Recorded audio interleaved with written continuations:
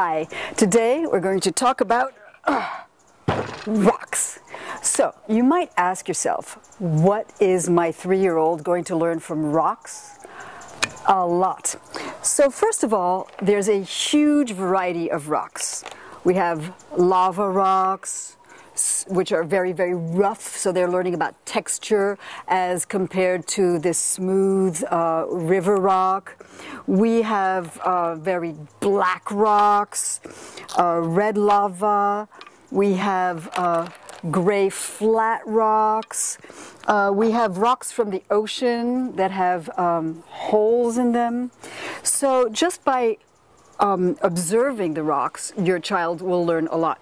So one of the things that they're going to want to do is, as all scientists do, they're going to want to sort the rocks. So what's really practical for sorting is your very inexpensive ice tray.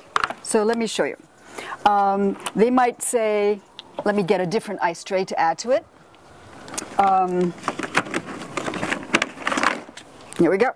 So we've got the green one and the yellow one, and let's say they're going to put all the dark ones in the green ice tray and the light ones in the yellow ice tray.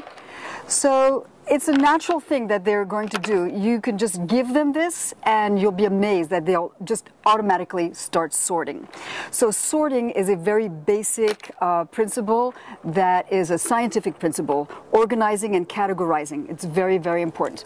Now, another thing that you might want to introduce are these wonderful food tongs. You can buy them at the 99-cent store. You don't have to give them your good tongs that you use in the kitchen, but for 99 cents you can get these tongs, and in using the tongs your 3-year-old will be developing fine motor skills, which are actually pre-writing skills.